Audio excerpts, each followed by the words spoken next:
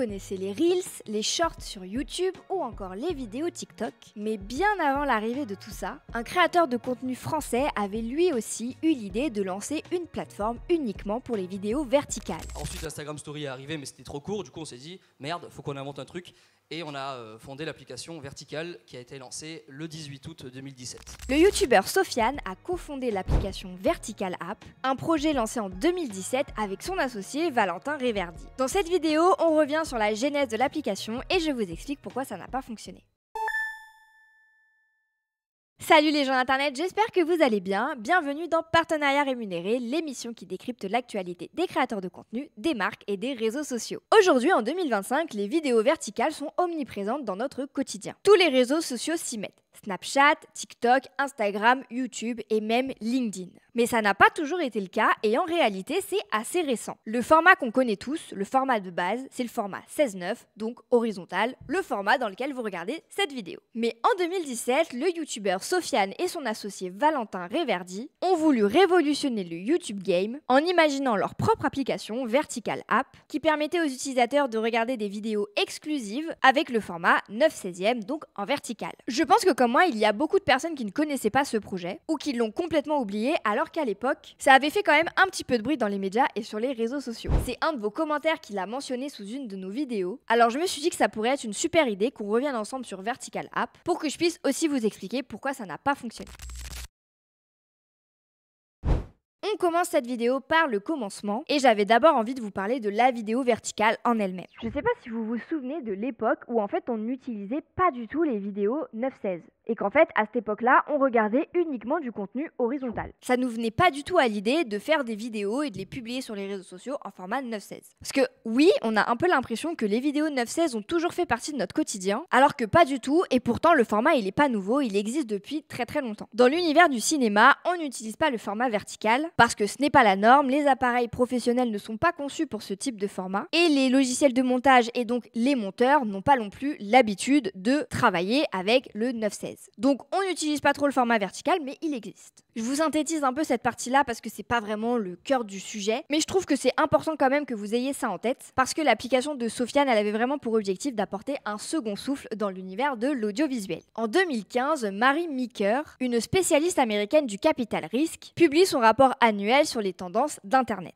Parmi tous les chiffres qu'elle nous présente, il y en a deux qui vont nous intéresser. En 2015, 29% des personnes qui utilisent Internet regardent des vidéos à la verticale alors qu'il n'était seulement que 5% en 2010. La deuxième chose, c'est que les publicités en vidéo verticale, comme par exemple celles qu'on pouvait trouver sur Snapchat à l'époque, elles sont regardées dans leur intégralité et c'est 9 fois plus que les publicités vidéo en mode paysage. Et donc ça nous montre bien qu'à cette époque-là, il y a un marché à prendre pour les personnes qui ont envie d'investir le format à la verticale. Et ça, les réseaux sociaux l'ont bien senti, puisque Snapchat était hyper populaire. Et il faut savoir qu'à cette époque-là, sur Snapchat, il n'y avait pas toutes les fonctionnalités qu'on peut connaître aujourd'hui. Snapchat, c'était juste un réseau social qui vous permettait d'envoyer des photos à vos amis et de publier des photos et des vidéos dans vos stories. Donc on voit que petit à petit, le monde change et évolue, et on se met à publier des vidéos au format 9/16. En 2017, le youtubeur Sofiane et son associé Valentin Reverdy ont une idée. Et si on révolutionnait les modes de consommation et qu'on créait une application où le contenu serait uniquement regardé en format vertical. Plus le temps passe et plus les adolescents ont des smartphones assez tôt et ils passent de plus en plus de temps sur ces nouveaux gadgets. Donc le format horizontal devient quand même de moins en moins adapté pour regarder des vidéos sur un téléphone. La génération de nos parents, c'est la télévision, le cinéma, l'horizontal et nous, c'est la génération des smartphones, donc la génération verticale. Franchement, j'ai une télévision chez moi mais je la regarde jamais, elle sert vraiment juste de déco. Quand je vais aller regarder une vidéo YouTube, je vais plutôt utiliser mon téléphone, mon ordinateur ou ma tablette. Avant d'aller plus loin, on fait une petite pause dans l'histoire pour que je puisse vous expliquer un peu qui sont Sofiane et Valentin Reverdy pour ceux qui auraient jamais entendu parler de ces personnes. Sofiane Boudouni est un youtubeur passionné par le cinéma, les séries et tout ce qui touche ces deux sujets de près ou de loin, donc on va retrouver plein de sujets sur le divertissement et la pop culture. Il se lance en 2011 sur Dailymotion et en 2012 sur YouTube et il a 16 ans. Personnellement, j'ai découvert Sofiane, je pense comme beaucoup, quand il a lancé ses vidéos de doublage avec Seb Lafrite. Moi je trouve que celle sur Harry Potter avec Seb Lafrite, la première, c'est la meilleure. C'est pas un désastre, c'est de la barbe à papa. Vraiment, vous avez osé mordre la barbe à papa. C'est de la barbe à papa. La barbe à papa de troll qui a été fait à base de morve de troll. Valentin Réverdis n'est pas un youtubeur, c'est un entrepreneur qui fait quand même pas mal de bruit en 2017, puisqu'il a seulement 19 ans et qu'il a déjà monté plusieurs entreprises alors qu'il a quitté l'école à l'âge de 16 ans. Donc Sofiane et Valentin se rencontrent parce qu'à cette époque-là, le YouTube Game c'est assez petit, et en décembre 2015, Valentin et Sofiane s'associent pour monter leur agence d'influence qui s'appelle Cougar. Le nom il peut vous paraître hyper marrant, mais il y a une vraie raison derrière, c'était qu'en fait leur objectif avec Cougar, c'était d'aider les vieilles marques à attirer les jeunes, comme le font les Cougars avec les plus jeunes. Et avec cette agence, ils ont eu l'occasion de monter un projet assez énorme qui s'appelle le Pop Corner pour moderniser l'image des cinémas MK2. Et en gros, ils ont fait 3 éditions, une fois par mois, et à chaque fois, il y avait un youtubeur qui venait proposer une vidéo en exclusivité dans un cinéma MK2 devant 2000 personnes. Et si je vous raconte cette anecdote, c'est surtout aussi pour vous montrer que Sofiane avait déjà expérimenté l'entrepreneuriat et surtout qu'il avait déjà aussi une première expérience au sein de la Creator Economy en tant qu'agent, manager, etc. Un an plus tard, en décembre 2016, ils ferment l'agence Cougar. Pour eux, c'était terminé, ils avaient envie de passer à autre chose, puisqu'ils ont eu envie de se concentrer sur une série de vidéos verticales. Et à l'époque, pour publier du contenu vertical, il n'existe que Snapchat. Mais gros problème, impossible de mettre en ligne des vidéos sur Snapchat qui sont déjà enregistrées, tournées, montées. Voilà, à l'époque, si vous vouliez publier sur cette plateforme, il fallait prendre des photos et des vidéos dans l'instant T, c'était quand même quelque chose d'hyper spontané, c'est pas comme aujourd'hui où vous avez le système des memories, où vous pouvez déjà publier des vidéos que vous aviez enregistrées sur votre smartphone. En 2016, ça n'existe pas. Donc l'idée des deux garçons tombe un peu à l'eau, mais pas de panique, ils ont plus d'un tour dans leur sac. S'ils ne peuvent pas publier leur série de vidéos sur Snapchat, tant pis, ils vont créer leur propre plateforme qui hébergera des vidéos verticales. Alors oui, vous allez me dire qu'on pouvait poster sur YouTube, mais en fait le format n'était pas du tout adapté parce que vous aviez les grosses bandes noires de part et d'autre de l'écran, c'était pas forcément joli. Après un an de développement, l'application verticale est enfin disponible en téléchargement le 18 août 2017. Vertical App, c'est donc une application où les vidéos sont publiées au format 9:16. Valentin s'occupe de la communication et du marketing, pendant que Sofiane a pris la casquette du directeur artistique. Pour amener du monde, les deux associés font appel à leurs contacts dans l'univers de la création de contenu sur Internet. Donc on a Seb Lafrite, Maxence, Adèle Castillon ou encore Amixem. Sofiane corrige l'écriture, s'occupe de la réalisation et de la post-production des vidéos, et puis par la suite, ils vont décider de quel contenu va être publié tel jour sur la plateforme. Parce que leur objectif est bien précis, ils veulent une plateforme qui divertit et qui est cohérente avec la ligne éditoriale de Vertical App. Mais on a quand même de tout, de la beauté, de l'humour, de la musique ou du cinéma. Les vidéos sont courtes, entre 1 minute 30 et 5 minutes. Donc en gros, les vidéastes créent des vidéos et ce sont Sofiane et Valentin qui décident si elles seront publiées ou pas. Et surtout, ce qui est important, c'est que les vidéos qui sont publiées sur Vertical App, elles sont exclusives et c'est pas possible de les retrouver ailleurs. C'est tout l'intérêt de la plateforme. Par exemple, sur Vertical App, vous pouviez voir Seb Lafrite en train de rapper. On fait ça à l'ancienne, je me lançais, qu'on laisse couler. Je gère ce couple élève, gère c'est comme un vrai poulet. Je te laisse douter de mon aise douter, mais sur ce coup-là reste douter, ouais s'il te plaît. Mais bon, au niveau du contenu exclusif, c'était quand même un peu raté de ce côté-là, parce que certains petits malins se sont amusés à faire des enregistrements d'écran des vidéos et les ont publiés sur d'autres chaînes YouTube. Mais ça, c'est assez commun quand on veut faire une plateforme exclusive, donc rien de nouveau de ce côté-là. Niveau fonctionnalité, c'est assez simple, les utilisateurs peuvent liker les vidéos et s'abonner à des feeds pour suivre leur verticalin favoris. Leur objectif, c'est de réunir tout le monde. En 2017, pour eux, il y a 4 générations de youtubeurs. La première avec Cyprien, Natou, la deuxième qui est la sienne, donc celle de Sofiane, Clara Mars, Le Rire Jaune, et la troisième avec Paola Locatelli, Bilal Hassani, etc. Et en 2017, il y en a aussi une quatrième qui est en train de prendre d'assaut une plateforme qui cartonne à cette époque-là, qui est Musical.ly. Et sur Musical.ly, que font les utilisateurs ? Ils font des vidéos verticales. Vertical App veut donc réunir ces 4 générations de créateurs au même endroit. Vertical App proposait du contenu gratuit, comme on a l'habitude de le voir ailleurs, et le modèle économique de l'application fonctionnait comme un vrai média, donc avec de la publicité. On a des annonces, comme vous le voyez souvent sur YouTube, vous en avez peut-être déjà vu une ou deux en regardant cette vidéo. On a du brand content,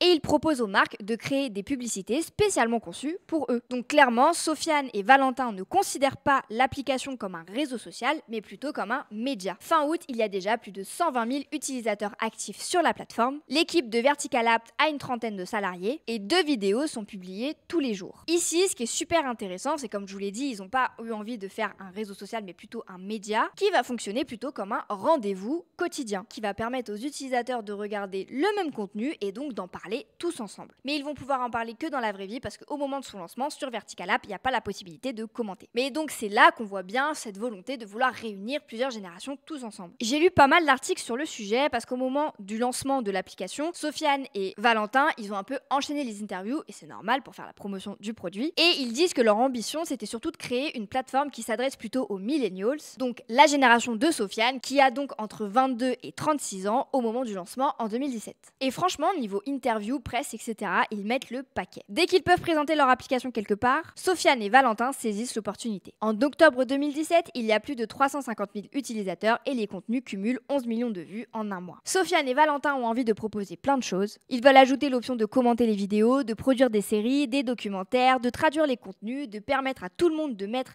des vidéos en ligne et aussi de publier des contenus qui mettent en scène des youtubeurs étrangers. En dehors des commentaires, on a envie de développer plein d'outils pour les utilisateurs, pour les vidéastes, pour rendre la plateforme un peu plus collaborative, plus sociale. Tout laisse à penser que Vertical App a une belle histoire devant elle. Mais moi, le truc qui me gêne avec cette application, c'est quand même qu'elle est assez filtrée. Sofiane le dit lui-même, mais c'est pas parce que l'application va être ouverte à tous que toutes les vidéos seront publiées et qu'on va pouvoir publier tout et n'importe quoi. Alors, sur le papier, on peut se dire que c'est quand même vachement cool qu'ils prennent le temps de modérer les contenus parce qu'on sait qu'en 2025, il y a pas mal de dérives sur les réseaux sociaux, avec du contenu assez problématique. Mais j'ai pas l'impression que quand Sofiane et Valentin disent qu'ils vont filtrer les contenus, ils pensent à ce genre de vidéos problématiques. Eux, en fait, ils veulent une grille de programme bien définie, et c'est leur choix, mais déjà, filtrer autant de contenu, ça peut devenir hyper chronophage et donc demander une grosse équipe. Mais surtout, pour moi, ça veut dire que c'est une application assez fermée, qui ne va pas héberger n'importe quelle vidéo comme on peut le voir sur YouTube. Mais bon, c'est la volonté des deux associés, eux, ils veulent une plateforme cohérente et un peu plus professionnelle, et qui suit surtout à la lettre leur ligne éditoriale, c'est-à-dire du contenu divertissant, mais qui a du sens. Et finalement, Vertical App va rencontrer une ribambelle de problèmes qui a mené à la chute de la plateforme en peu de temps. Alors bizarrement, dans mes recherches, j'ai pas trouvé énormément d'articles qui parlent de la fermeture de Vertical App. L'application a fermé ses portes aux alentours de juin 2018. En tout cas, c'est la date qu'on retrouve sur le profil LinkedIn de Sofiane. Sur celui de Valentin, la date est différente puisqu'on voit janvier 2019, mais en novembre 2018, Sofiane va donner une interview dans l'émission de radio de Domingo sur Énergie et il dit bien qu'au moment de la diffusion, au moment où il parle, Vertical App, c'est bien terminé. Donc peut-être qu'après le départ de Sofiane, Valentin a essayé de sauver les meubles et de sauver l'entreprise, mais il n'a pas réussi. Pour Sofiane, le problème majeur, c'était les serveurs. En quelques semaines, ils ont reçu plus de 500 000 inscriptions. Et les serveurs, c'est ce qui leur a coûté le plus cher. Après, il faut trouver une régie publicitaire, puis après, il faut faire la com du truc, puis après, il faut maintenir le produit, il faut que la plateforme elle ait des nouvelles fonctionnalités, tout ça. Tous les côtés tiennent.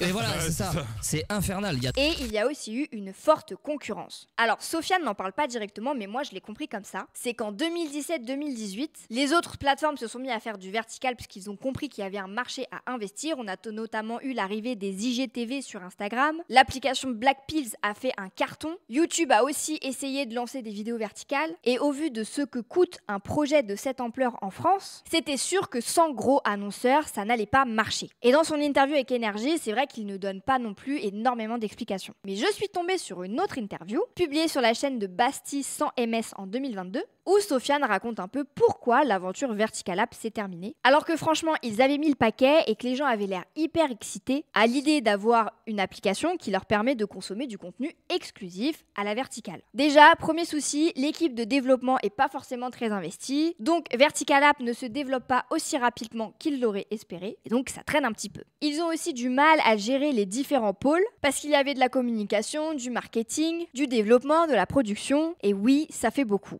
Autre problème majeur, l'application ne rapporte pas assez d'argent. Donc impossible pour Sofiane et Valentin de pouvoir investir dans des serveurs avec une plus grosse capacité ou d'évoluer en continuant de proposer du contenu gratuit. Dites-vous que dans cette vidéo, Sofiane ne peut citer qu'un seul partenariat majeur et c'est celui avec Samsung. La régie publicitaire, un petit aparté, mais c'est la structure qui allait nous permettre d'ajouter des publicités à Vertical. C'est arrivé, c'est apparu, on a même eu des gros partenariats avec Samsung. Je sais plus si on a eu d'autres, mais je crois que en tout cas Samsung, c'est sûr. Donc Donc on a eu quand même des gros partenariats, on a commencé à faire quelque chose, mais c'est tout quoi, c'est tout, et ça pouvait pas financer des coûts de serveur immenses. Donc ils ont fini par mettre le projet en pause pour finalement l'abandonner. En soi, ils auraient pu proposer du contenu payant, mais pas sûr que ça aurait sauvé les meubles parce que la concurrence aurait été trop rude avec les plateformes de streaming et les réseaux sociaux où on trouve du contenu gratuit comme sur YouTube. Peut-être aussi que les créateurs de contenu n'auraient pas été d'accord d'être publiés sur une plateforme qui impose à leurs abonnés de payer pour voir les vidéos. Peut-être qu'un jour ça viendra, mais en tout cas, même encore aujourd'hui en 2025, avoir du contenu payant de créateurs de contenu, c'est pas quelque chose qui est hyper répandu. Pourtant, Sofiane affirme que les statistiques de l'application ne sont pas du tout mauvaises, elles étaient même plutôt bonnes, parce qu'au moment où ils ont fermé l'application, Vertical App venait justement d'ouvrir les portes au contenu de tout le monde. Tous les utilisateurs pouvaient proposer une vidéo à publier sur Vertical App. Quand on a fait des stats, c'était monstrueux quoi. Déjà on était top 1 mondial pendant longtemps, on est resté top 1 mondial et ça c'était ouf. Il y avait certaines de nos vidéos qui commençaient à taper le 100 000 vues et c'était dingue pour nous tu vois. Donc à vouloir se développer trop vite, la plateforme a été victime de son succès auprès des utilisateurs, mais pas auprès des marques et donc les coûts engendrés par l'application ont vite dépassé leur capacité. En 2022, avec du recul, Sofiane trouve même que le contenu court et vertical que l'on retrouve sur TikTok et sur Instagram est assez dangereux pour les influenceurs, puisqu'ils sont amenés à réfléchir à des concepts qui ne seront vus qu'une seule fois avant d'être oubliés. Une chose est sûre, même si Vertical App n'existe plus aujourd'hui, Sofiane en tire une très bonne expérience, il a appris plein de choses, et il ne regrette absolument pas cette aventure, même si c'est sûr que c'est toujours frustrant de devoir arrêter un projet qui nous tient à cœur. Et le pire dans toute cette histoire, c'est qu'il y a beaucoup d'utilisateurs qui aimaient vraiment cette application. Trop déçu pour Vertical, ça partait super bien, j'adorais ça. Le retour de Vertical serait cool. Bon bah j'espérais que Vertical ça soit pas terminé.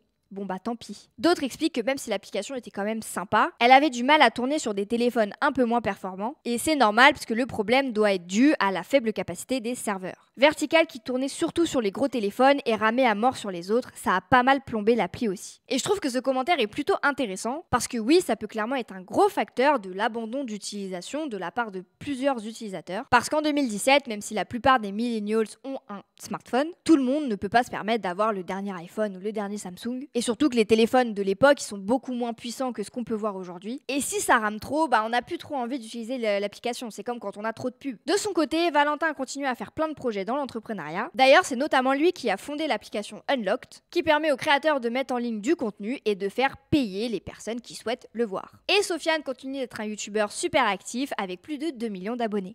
Et voilà, maintenant vous savez pourquoi l'application Vertical App de Sofiane et de Valentin Reverdy n'existe plus aujourd'hui. En tout cas, moi je suis hyper contente d'avoir fait cette vidéo parce que pour être honnête, je n'ai jamais utilisé l'application. Et c'est ça que je trouve trop cool avec vous, notre communauté, c'est que souvent vous nous soufflez plein d'idées de vidéos et au final on découvre des trucs hyper cool. J'espère que cette vidéo vous a plu et qu'elle vous a ravivé de bons souvenirs ou qu'au moins vous aurez appris quelque chose. Avant de partir, n'oubliez pas de liker la vidéo, de me laisser un petit commentaire, de la partager et surtout de vous abonner pour qu'on puisse vous faire toujours plus de vidéos. Et moi je vous dis à très bientôt pour une nouvelle vidéo.